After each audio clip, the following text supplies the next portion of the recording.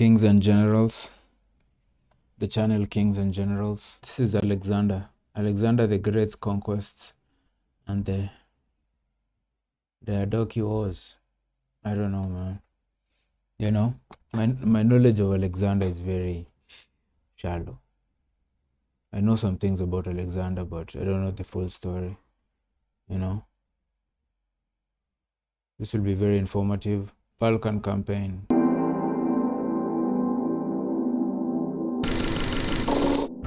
Of all the enlightened intellectuals, brilliant artisans, cutthroat generals, and great kings in world history, Alexander the Great is undeniably the most renowned and debated.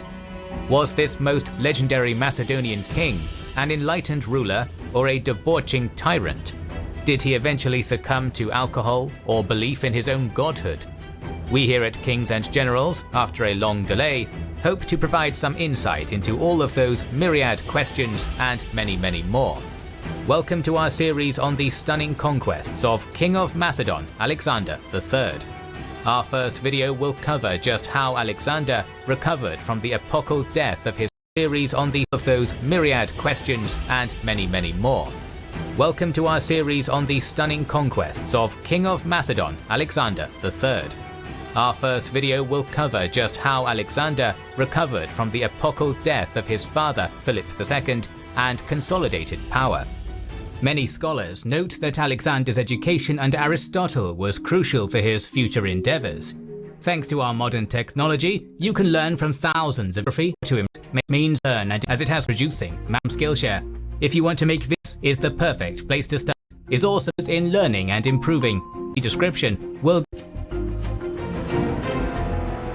In October 336 BC, on the eve of launching his invasion of the Achaemenid Empire, Philip II of Macedon died to an assassin's dagger, leaving his ascendant kingdom to an uncertain future. But as soon as the monarch's body had been removed and order was restored, Antipater, one of Philip's most respected generals, immediately backed the late king's 20-year-old second son Alexander, who ascended to the throne as Alexander III. This young king inherited three key things from his father. Firstly, the new Macedonian army, with its stalwart phalanx, brilliant cavalry, and exceptional marshals. Secondly, the Hellenic League, opposed to the new Macedonian army, with its Macedonian army was composed of elite units such as foot companions, shield bearers, companion cavalry. Stalwarts from his father. Firstly, the new Macedonian army, with its stalwart phalanx, brilliant cavalry, and exceptional marshals. Secondly, the Hellenic League, a post-Chaeronea hegemony over every other Greek state except Sparta. Finally, Alexander inherited a Macedonian bridgehead in Western Asia Minor, manned by 10,000 troops under generals Parmenion and Asia Minor. Finally, Alexander inherited a Macedonian bridgehead in Western Asia Minor, manned by 10,000 troops under generals Parmenion and Attalus. But these inheritances were tenuous, and to keep them, Alexander would have to fight, politic, and appease. Showing his mettle, the new king and his ruthless mother, Olympias, immediately conducted a dynastic purge of key opponents. A loyal friend was dispatched to Asia Minor, where, probably by compromising on military commands, he flipped Parmenion to Alexander's side, and subsequently assassinated Attalus, who had been conspiring with external enemies. That decisive stroke purged perhaps the most threatening internal rival to Alexander's kingship. Philip's death had also left the wider geopolitical situation incredibly unstable, triggering anti-Macedonian rumblings in the conquered Greek states, particularly Thebes and Athens, as well as unrest in subdued tribal areas such as Thrace and Illyria. Although advised by Antipater and others to remain cautious, Alexander, as he ever would, instead chose boldness and audacity. He grabbed 3,000 hand-picked cavalry and sped south along the coastal road in order to reassert royal authority. Arriving at the Vale of Tempe, Alexander found the pass between Mount Olympus and Mount Ossa held against him by a strong Thessalian force, who told the king to halt while they decided whether or not to admit him. Unwilling to sit by while this recalcitrant vassal blocked his path, Alexander had his men carve steps into the seaward side of Mount Ossa, rode his entire force over, and came up on the Thessalians from behind. He was quickly acknowledged as their overlord after that, and moved on unhindered. With blistering speed, Alexander rode south, and had the symbolically important Amphictyonic Council declare him hegemon at Thermopylae. Then, before the Greeks even knew what was happening, the Macedonian king materialized outside Thebes, shocking the proud city and assuring its temporary submission. Athens, which always chafed under Macedonian rule, nevertheless sent envoys north, assuring Alexander of its loyalty. His boldness, daring, and ability having scared the Greeks into passivity, Alexander convened the Hellenic League at Corinth, had his status confirmed, and then returned to Macedon. He did all of this in the course of 2 short months. Damn. The winter leading into 335 BC was spent giving the Macedonian army a crash course in mountain warfare. Now that Greece had been dealt with, Alexander needed to neutralize the rowdy tribes of Thrace and Illyria, so that they were not a threat at home during the upcoming Persian invasion. When spring of 335 arrived, Alexander advanced north from Amphipolis at the head of 12,000 heavy infantry, peshetyroi, 8,000 lighter infantry, and 3,000 cavalry. Arrian states that the Macedonian army first faced real Thracian opposition at Mount Haemus, where the lower slopes of the mountain rise through a narrow defile. This was probably the modern Shipka Pass. There, a substantial force of Thracians occupied the high pass, fronting their defensive position with a wagon fort.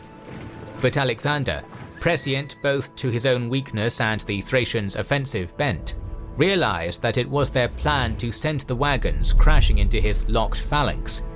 He warned the heavy infantry of this, and carefully instructed them how to deal with the situation. With that taken care of, Alexander ordered the ascent. Archers off to the right, phalanx regiments in the center, and his hypaspists on the left. As predicted, the Thracians sent their wagons careening down the mountain, straight at the tightly packed Macedonians. Following their king's instruction, the Phalangites calmly broke formation and opened gaps to let the wagons go by harmlessly, if terrain allowed, and lay prone with their locked shields above their head if not. Not a single soldier was lost to the Thracian ploy, and the Macedonians rose to their feet with a cheer, morale at a high. With the primary threat dealt with, Alexander ordered the right flank archers to take up position in front of the phalanx, where they repelled a number of weak Thracian attacks by loosing arrow volleys. When the heavy troops, whose advance was eased by the archers, reached the lip of the pass, they easily dislodged an enemy whose armor and weaponry was nowhere near theirs. 1,500 tribesmen were killed, but a significant number more managed to escape. Captured women, children, equipment, and goods were sent back to raise much-needed funds. Descending onto the Danubian plain and the land of the Trebalians, Alexander encamped 3 days' march from the Danube at a tributary known as the Liginus. Sermus, king of the Trebalians, had been sending scouts to keep an eye on the Macedonian army's movement ever since their incursion began. Realizing he had to take action, the chief withdrew a large part of his population, warriors, women, and children, to a large island in the middle of the Danube. Alerted to this suspicious population movement, Alexander pushed his army in that direction. However, he had only just set off when the king had his line of retreat and communication cut by a second Trebalian force, which slipped in behind. Decisively turning about, Alexander fought this contingent in the process of encamping near the Liginus. His pace appears to have caught them with their trousers down, and the barbarians retreated into a wooded glen.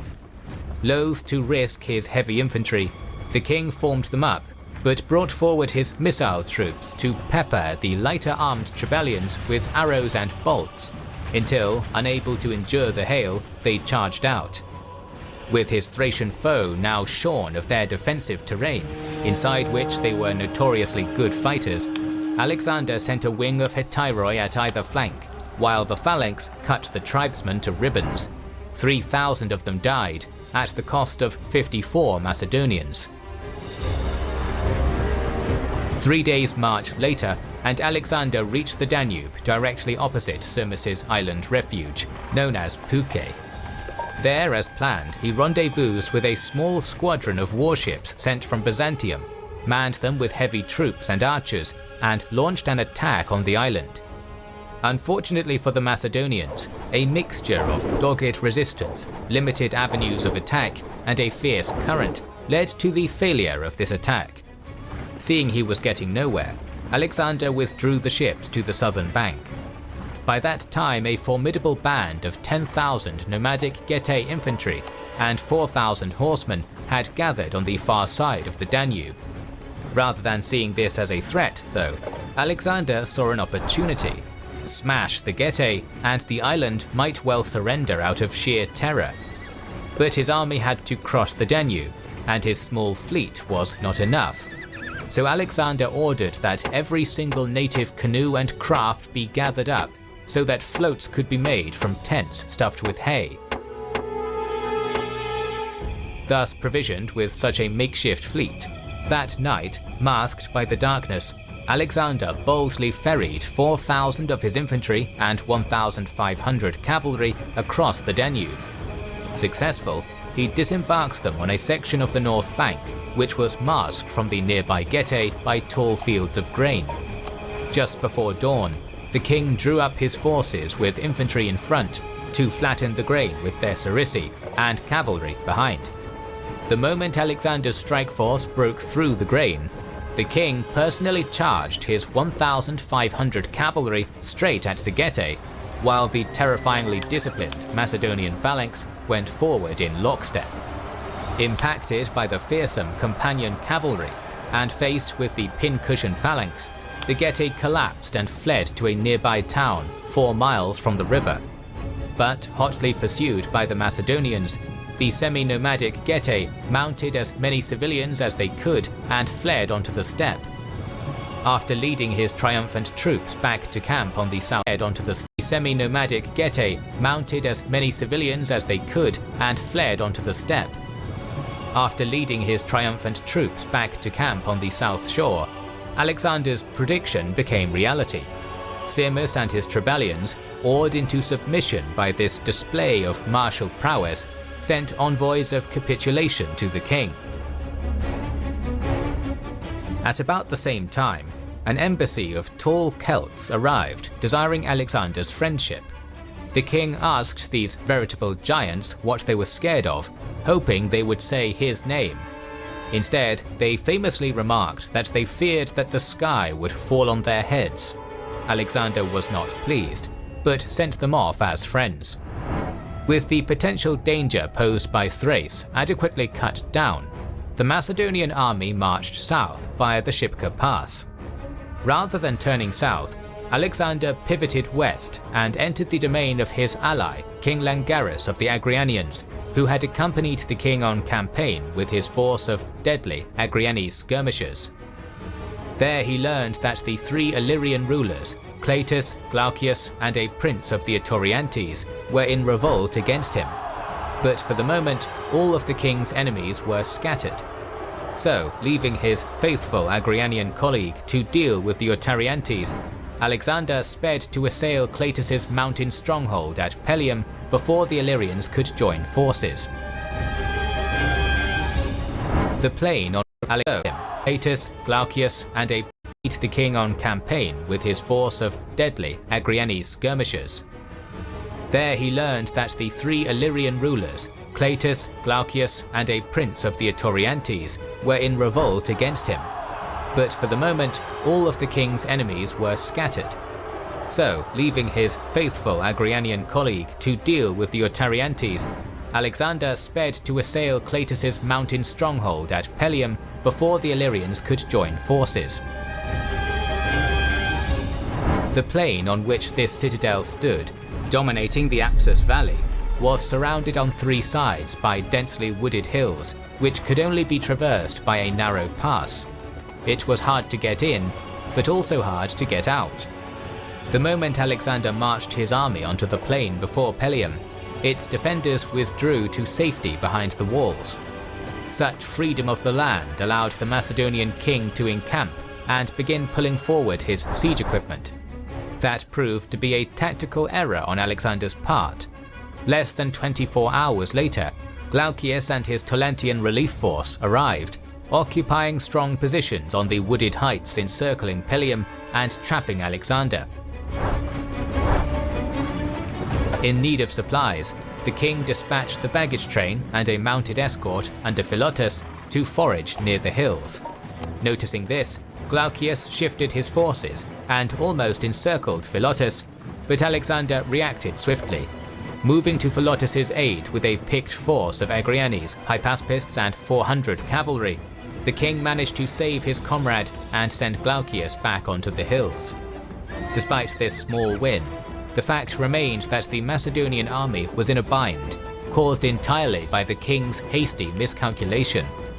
If Alexander attempted to withdraw through the narrow pass now, there was a danger that Cleitus's Pelium garrison would assail his men from behind. If he stayed where he was, unable to gather supplies and ringed by enemies, the result would be inevitable destruction. To his credit, Alexander thought fast and came up with a ploy. He drew up the Sarissa phalanx into a mass formation 120 ranks deep, flanked by 200 cavalry on either side.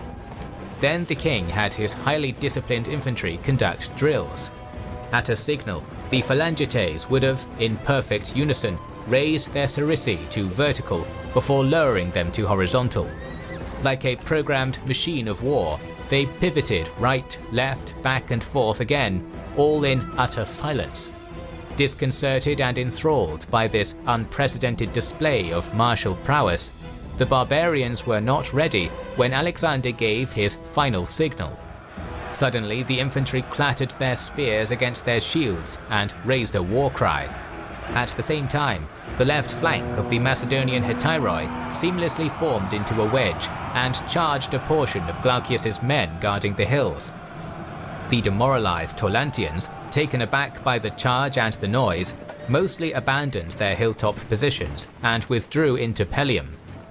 Taking advantage of the opportunity his maneuvering had created, Alexander marched his army towards an escape route, a ford in the Apsus just east of Pelium. He secured a hill overlooking it without resistance, and ordered the Hypaspists to cross first, followed by the phalanx. Realizing their quarry might be about to escape the trap, the tribesmen turned, descending on the crossing point. But Alexander, the companions and Agrianes valiantly protected it for long enough that siege catapults could be set up on the far side, where they began bombarding the Illyrians. This first ever use of field artillery and covering fire from archers allowed the crossing to be completed, and all of a sudden the Macedonians were free. Not having lost a single man in extracting his army, and not content with just running away, Alexander withdrew a few miles from the Pelium area and waited, sending out constant scouting parties to see what Glaucias and Cleitus were doing. After 3 days of general recuperation, a reconnaissance force returned with good news. Believing Alexander was gone, the Illyrians were strung out, encamped without sentries, fortifications or trenches. Sensing that an opportunity was ripe for the taking, Alexander assembled his usual crack force of companions, Agrianes and some archers, and went on the attack. Under the cover of a dark night, the Macedonian king moved back into the valley, and with his Agrianians at the forefront, assaulted the unsuspecting Illyrians on a narrow front. It was a slaughter. As Arrian relates, some they killed in their beds, others they took without difficulty as they tried to escape. Many were caught and killed on the spot, many more as they fled in panic and disorder. Cletus, his entire army cut down or scattered by an enemy he thought long gone, fled to Pelium, set it ablaze, and then fled to refuge in Torlantian territory with Glaucius, whose forces suffered a similar fate. Our primary sources do not detail exactly where Alexander went next, but Peter Green believes that the Macedonians marched up the country to a crossing in the Tcherna River, where they reunited with a victorious Langaris. With news of victory, however, the Agrianian king brought Alexander ill tidings from Greece. Always hating their new ignominious place under the iron boot of Macedon, Thebes and Athens, together with a number of other Greek states, had been Athenian politician Demosthenes was strongly against Macedonian kingdom since the reign of Philip II. He spread rumors throughout Greece claiming that Alexander was killed in Thrace. Demosthenes, bro. I've heard that name, man. Athenian politician, yeah? He was a good orator, yeah?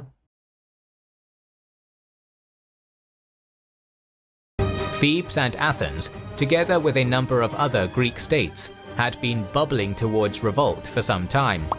But when dangerous rumors spread that Alexander and his entire army had been killed by the Triballians, Thebes in particular took the opportunity, killed both senior officers of Alexander's garrison there, and raised the standard of rebellion. Alexander, angered but understanding that this revolt probably had connections to rival elements in the court at Pella, and might even be influenced by Persian gold, acted swiftly. Moving over 30,000 troops 250 miles at a speed of 18 miles a day through rough mountain terrain, the king descended into Thessaly, past Thermopylae, and encamped at Conquests in Boeotia. Not long after that, in September 335 BC, he and his grizzled army were taking up positions outside Thebes, much to the disbelief of the city's inhabitants. There was surely no way for an army of such a scale to arrive with such speed from a far-off barbarian country. Moreover, Alexander was dead anyway, as the rumors said, so this must have been an army of new Macedonian recruits under Antipater. Only slowly did the Thebans realize, to their consternation, that Alexander was indeed still alive and in charge. Fortunately for Thebes, the king's temper had cooled, and he was willing to be reasonable. Keen to reconcile with Greece so he could look to his Pan-Hellenic war against the Achaemenid Empire, Alexander merely demanded that two of the uprising's ringleaders, Phoenix and Prothotes, be handed over, and everything else could be forgiven. The Thebans spat on this olive branch, making a brazen counter-demand that Philotas and Antipater should instead be handed to them. Moreover, all who wanted Greece free from this Macedonian tyrant should rally under the banner of the great king and Thebes. As Alexander flew into a rage at this nerve-grazing comment, Theban light infantry, all who wanted Greece free, should instead be handed to them. Moreover, all who wanted Greece free from this Macedonian tyrant should rally under the banner of the great king and Thebes. As Alexander flew into a rage at this nerve-grazing comment, Theban light infantry streamed from the gates and made lightning attacks on the Macedonian siege works with ranged weapons, killing a decent... When you say rally under the image of the great king, who is he talking about? Which great king? Like the king of Thebes or something? Did Thebes have a king? Did these city-states have kings before the Hellenic League? At this nerve-grazing comment, Theban light infantry streamed from the gates and made lightning attacks on the Macedonian siege works with ranged weapons, killing a decent number of the king's troops and even approaching his main position before they were repulsed. Night fell, passed, and then the sun rose again, at which time Alexander shifted his army south to the Electra Gate, which was within shouting distance of his beleaguered garrison at the Cadmea fortress. It is somewhat difficult to reconcile the disparate accounts of what came next. However, after 3 days, it seems as though a segment of Thebes' army smaller than Alexander's, left the walls and deployed to face the king, who arrayed a greater part of the relentless phalanx to meet them. Other smaller units were seconded to assault the city walls and attempted to breach the city, while another small contingent under Perdiccas remained in reserve close to the palisade. As Roman historians, there left disparate accounts of what came next. However, after 3 days, it seems as though a segment of Thebes' army, smaller than Alexander's, left the walls and deployed to face the king, who arrayed a greater part of the relentless phalanx to meet them. Other smaller units were seconded to assault the city walls and attempted to breach the city, while another small contingent under Perdiccas remained in reserve close to the palisade. As Roman historian Quintus Curtius Rufus relates of the main clash, the Macedonians exerted a force that could hardly be withstood because of the numbers of their men and the weight of the phalanx, but the Thebans were superior in bodily strength and in their constant training in the gymnasium.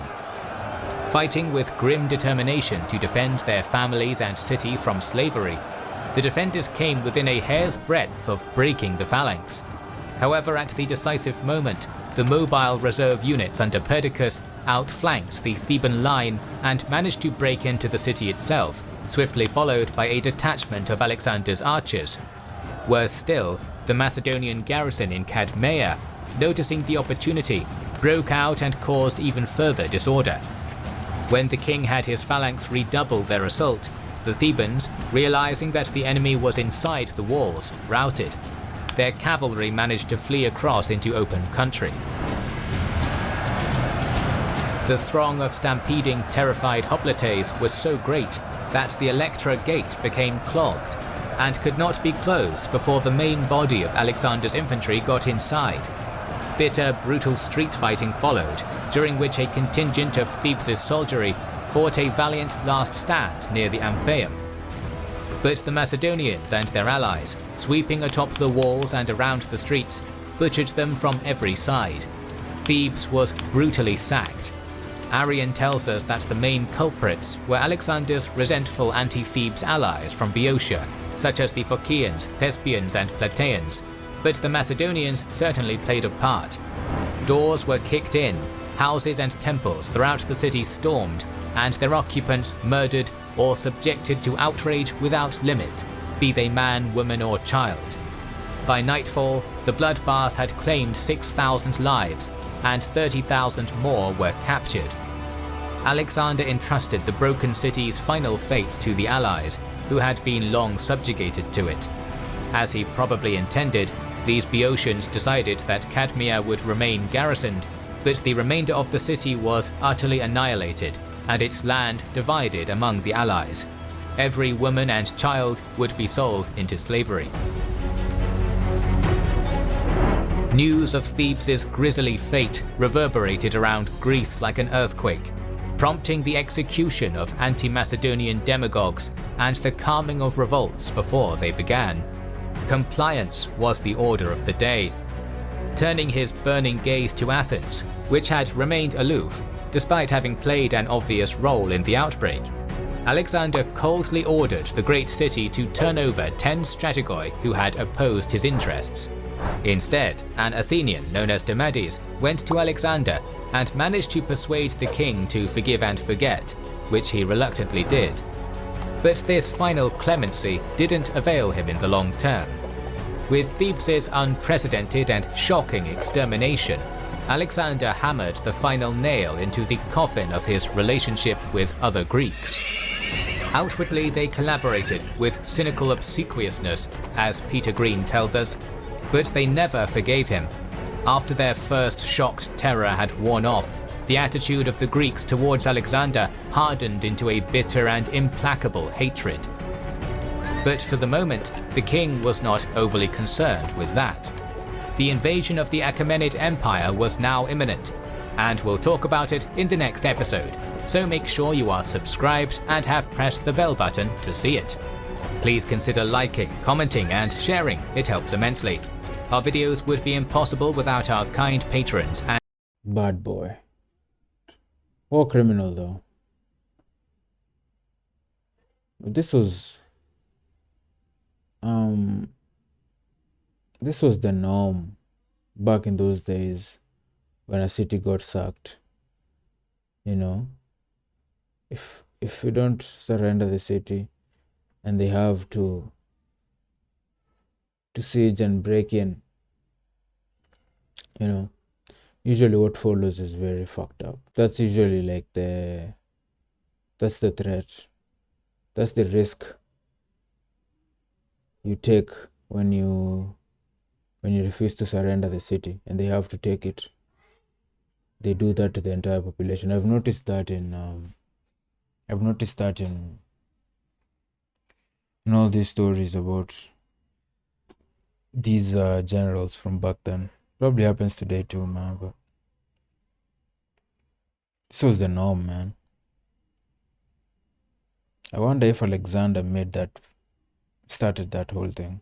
Maybe not, because his dad was a badass too. His dad is very interesting. I want to learn more about his dad. I find his dad really interesting, man. It's so weird because his dad is overshadowed by him, but his dad alone is so impressive, dude. Like, he's up there with his. You could argue that in the list of ancient conquerors, you could start with Alexander and then number two could be his dad. You know? You could do that, man. His dad was no one to fucking play around with, dude.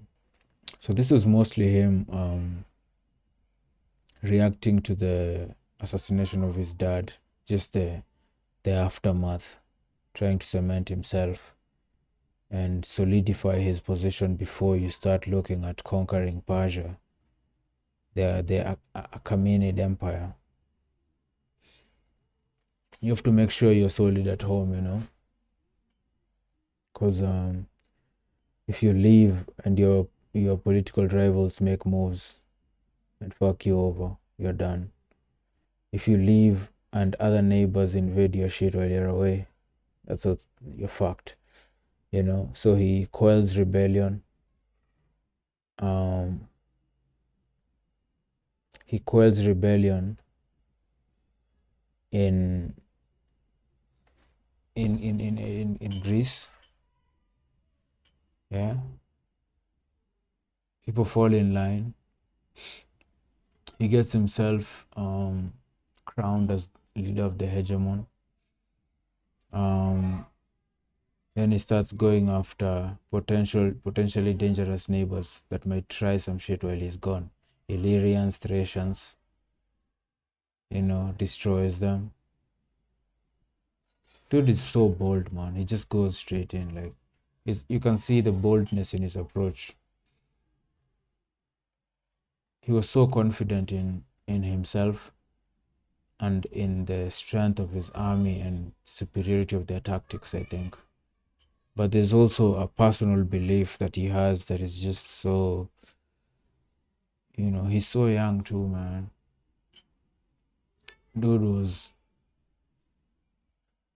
He must have been such a personality, you know. Like, this dude must have been such a personality, bro.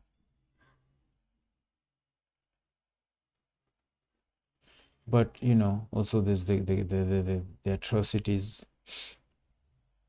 But Thebes, man, they heard that he was dead. The rumors by Demosthenes that dude was dead in Thrace. Yeah, that was an impressive escape in Thrace, man. The military drills, scaring them off, and then dashing.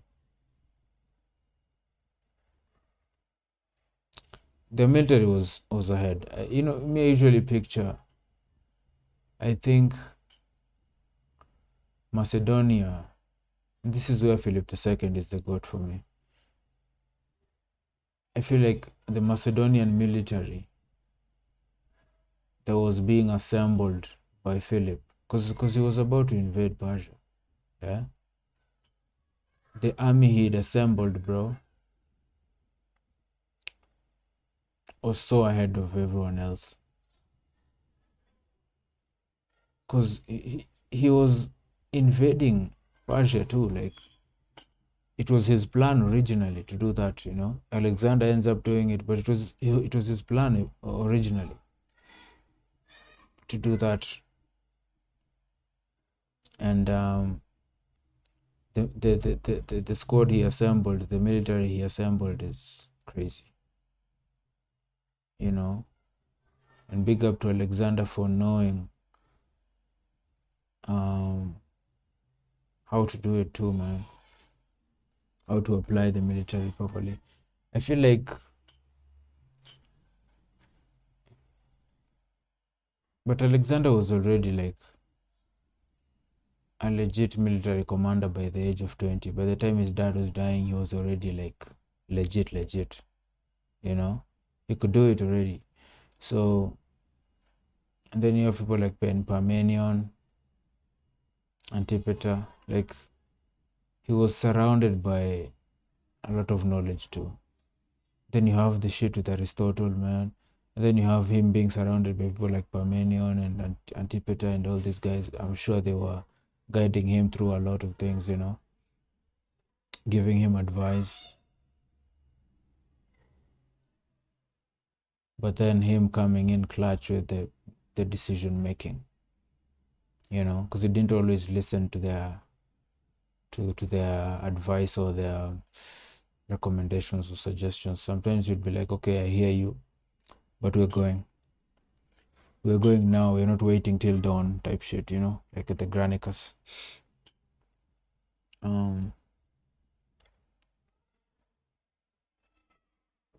The Macedonia, the military, at some point it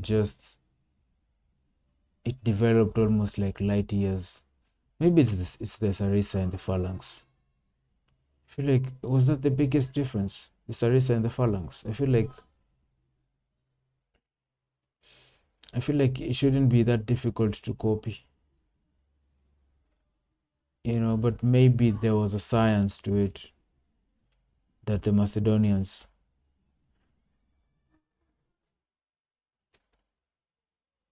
I don't know, because usually people copy. You see your enemy with something crazy, and they have a big advantage because of those new weapon they have. You'll probably try to get a hold of the weapon and at least have it or study it and know how to counter this, or how to make our own like this. Why does it feel like the Phalanx caught these other guys so off guard, man? Maybe it's because they hadn't faced it in battle. But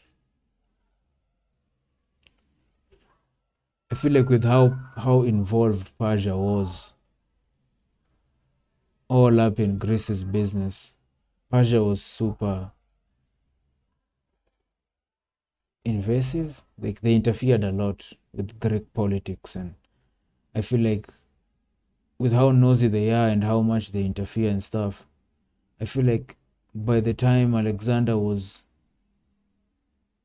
or maybe they did not anticipate that anyone from this area, Macedonia, Greece, would ever invade their empire. I feel like they should have known that Philip was planning to do it. If they have good spies and everything, and they're that good with their gold and stuff, they should have known that, hey, these guys are planning an invasion. If you know they're planning an invasion, you probably want to know what they have, what they're working with. And if you guys know they have this new thing called a Sarissa, and they do, like, you should be able to find that out if you're as rich as the Achaemenid Empire is. They were meddling in a lot of Greek politics. They should have known, like, about the Phalanx, and they should have known how to counter that shit. Maybe they didn't expect to be invaded, but I feel like they should have known. Like, it would be, it's too big a thing not to them not to know.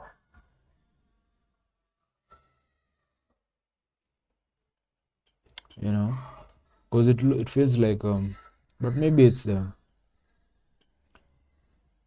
a combination of many things. Maybe the Macedonians were maybe it's just a culture thing.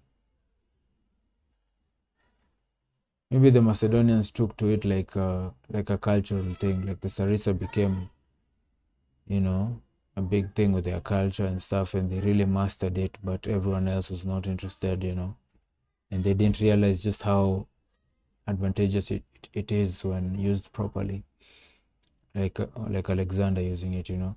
So you have a combination of a super modern advanced military for its time. I feel like the Persian Empire is also like they should have something super advanced considering how successful they are.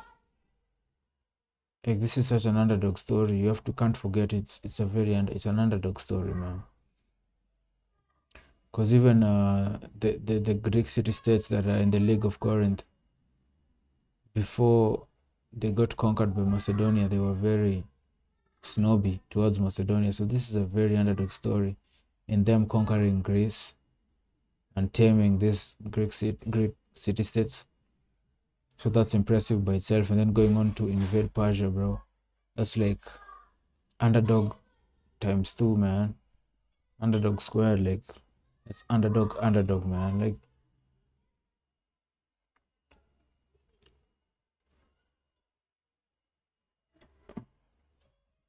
I feel like Alexander knew how his dad planned to do it, like which routes he was going to take. Like he knew the game plan properly to a T on how to invade Persia, you know? I don't know, man. This dude is he's the goat, man. And he escapes Thrace and that encirclement and makes his way back to Greece to confront Thebes, who've killed two Alexander officials.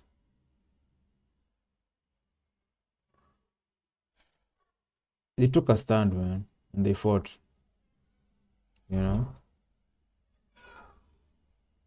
It's funny how he tricked, how he baited them into fighting him when he moved his camp into earshot of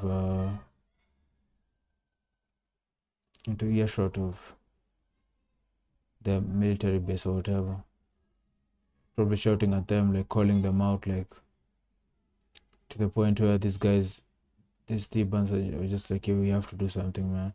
Like, let's just go fight him now before people here start turning and siding with him. Like, let's just go fight him now while we have the numbers before people start getting scared and, you know, switching sides on us. Let's go do it now.